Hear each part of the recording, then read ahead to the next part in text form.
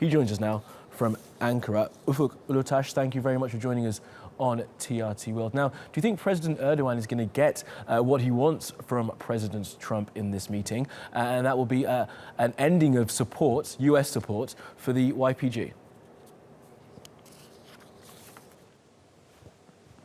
It's highly unlikely for President Erdogan to get what we as Turkey has been expecting from the American administration, because there is already an operation going on in Raqqa, and I mean, mostly because of the Obama policies, the American CENTCOM has been obsessively saying that there is no alternative to the YPG at this moment. So I think the Americans would be continuing with their operation, Raqqa operations, together with the YPG. But at the same time, they will try to assuage the Turkish, let's say, criticism, especially coming because of the American support for the YPG. So in terms of the American support for the YPG, it's very unlikely for the Americans to change their policies.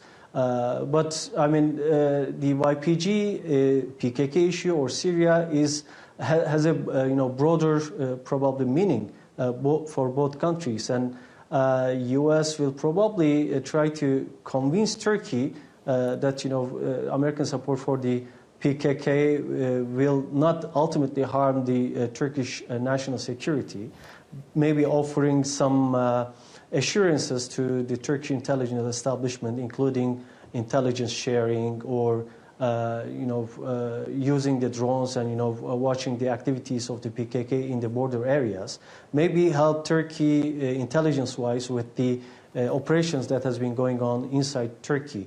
But the question is, will these assurances satisfy Turkey? Probably not.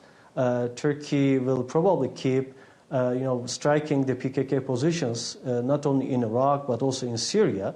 This will probably create a future tension between the two countries.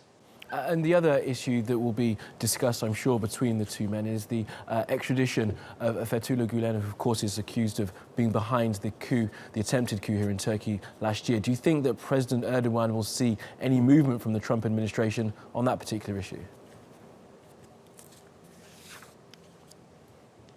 It's another topic that I think both leaders will have difficult times to agree on. Especially the FETA case has been constrained by the judicial processes that has been going on in the United States, and the train has been missed actually for the Americans to extradite Fethullah Gulen very quickly to Turkey. What I mean is, as long as it is constrained under the judicial processes in the United States, there are little things that the Trump administration can do, especially about the extradition itself.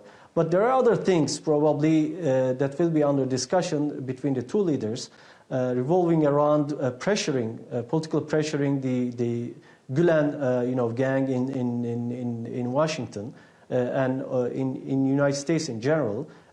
Constrain their activities inside the United States, or prevent Fethullah Gulen to send his messages to his followers throughout the world, and organizing further plots against the Turkish state. So the extradition itself is aside. There are things, political things, activities that the Trump administration can do. There are steps that the Trump administration can take.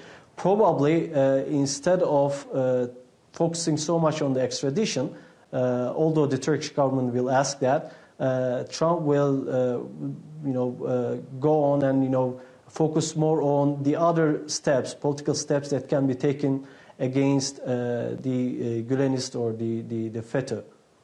Okay, Ufuk Ulutaş, thank you very much for joining us.